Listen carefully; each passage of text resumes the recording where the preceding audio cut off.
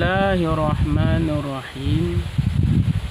Tambih artinya jaga-jaga engkau dengan kata-kata orang yang tidak memberi bekas sesuatu daripada alam ini.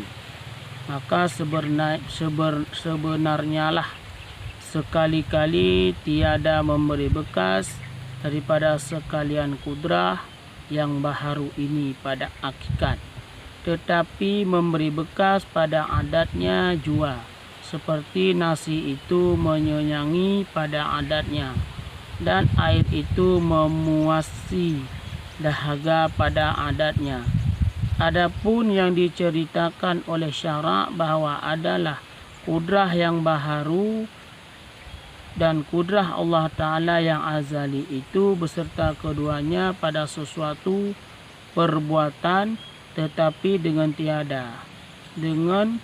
tiada bersentuh dan tiada jauh dan berhampir antara keduanya, seperti firman Allah, wa huwa ma'akum aynama kuntum. Artinya bermula Allah Ta'ala itu serta kamu barang di mana ada kamu.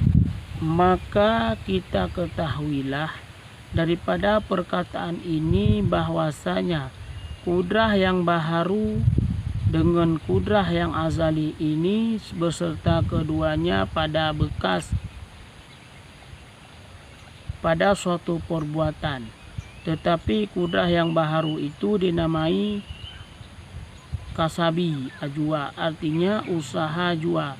Tiada memberi bekas pada kudrah Allah Ta'ala azali itu. Dinamai khalaki jua, artinya menjadikan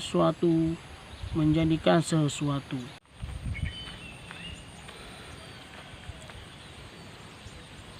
Firman Allah, wallahu khalaqakum wa ma ta'malun. Artinya bermula Allah Ta'ala menjadikan kamu dan barang perbuatan kamu.